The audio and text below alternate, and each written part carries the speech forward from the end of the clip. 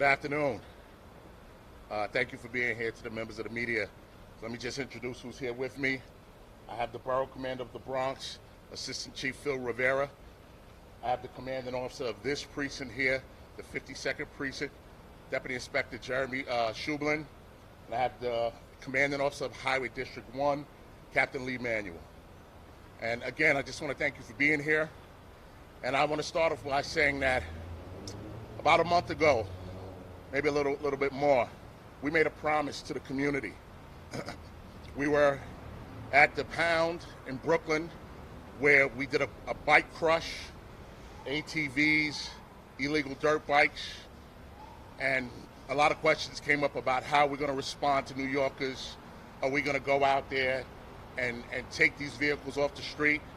And when I spoke, I said, absolutely, we hear the calls, we hear the New Yorkers, and we're going to respond appropriately. I want to thank Captain Manuel and the Highway District, because when we put this together, we put a cadre of officers together. We had to give them a little special training. We wanted to improve their tactics to make sure when they go out here that they're grabbing these vehicles in a safe manner. I stressed before and I'll stress again, the safety of all concerned is what's paramount. The officer's safety, the rider's safety, people in the community, their safety. So we put together some special training. We developed some new tactics and some new strategies. And for the last 3 weekends, we went out there. And every weekend, we got better and better. And this weekend, I think it really culminated. We took approximately 240 bikes on Sunday. One day, 240 bikes. Every borough, we had bikes removed. But it really showed here in the Bronx. We're in the Bronx, we took 150, 160 bikes. We took a lot more than the other boroughs.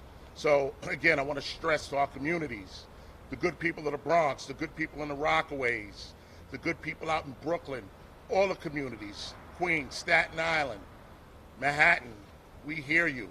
We will respond appropriately, all right? We made a promise when we crushed bikes before, and we're going to keep to that promise, and we're going to continue to remove bikes off the street, and we're going to continue to improve the quality of life of New Yorkers. We're going to improve the safety for New Yorkers, people driving, people walking on the sidewalks, because we've had plenty of incidents where these bikes were being operated on sidewalks and causing danger for families, for children, for mothers. So we're going to continue to press forward with this initiative. We're going to continue to move bikes. And I also called a truce. I told people who ride these bikes, if you don't ride them, we won't take them. But they didn't hear that truce, and they continued to ride, so we'll continue to take. Now I'm going to let the Chief of the Bronx, Assistant Chief Phil Rivera, say a few words. Thank you, Chief. So there are residual benefits of doing an operation such as this that extend beyond the traffic issues that these bikes create. So unfortunately, quite often these bikes are used in robberies and shootings. Just this past weekend, we had the Dominican Day Parade, and we had an individual on one of these bikes who fired a shot in the air and attempted to get away, but fortunately was stopped by two of our officers on the parade route. In addition, on Creston Avenue and East Tremont, we stopped an individual who was in possession of a firearm. So the residual benefits are crime fighting as well as traffic safety. And in the Bronx, we're prepared to do both. Thank you. Take a couple of questions. Dean, can you go into a bit more depth on how you actually confiscate the bikes? I know you don't actually chase them, right? No, we don't chase them. That's not part of our policy. We just we use good tactics. And a lot of time we just try to catch them off guard, catch them when they're not paying attention, catch them when they're stopping. And as I told members of the media before, I can't tell you all the tactics because we're still actively involved in removing these bikes, so I can't let you know everything.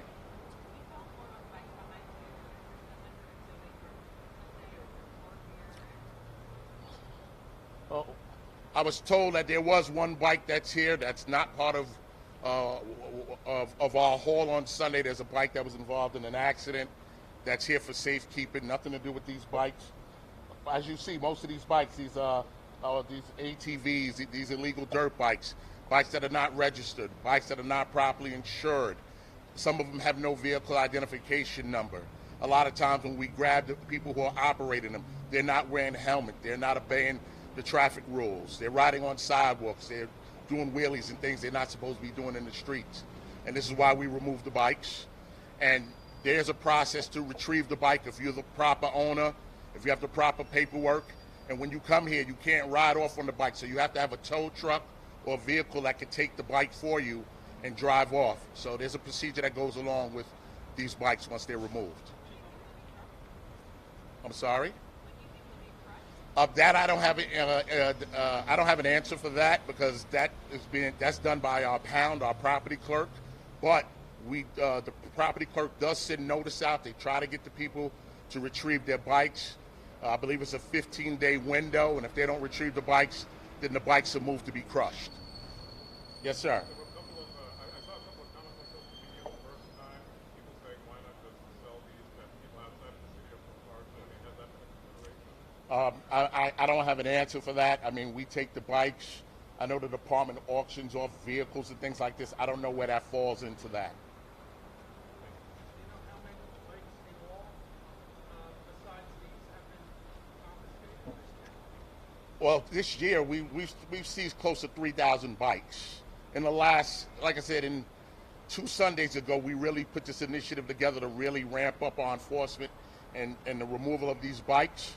So in the since last Sunday, when we really started putting the effort, creating teams, each borough commander putting teams out, we've seized about 400 bikes. Right.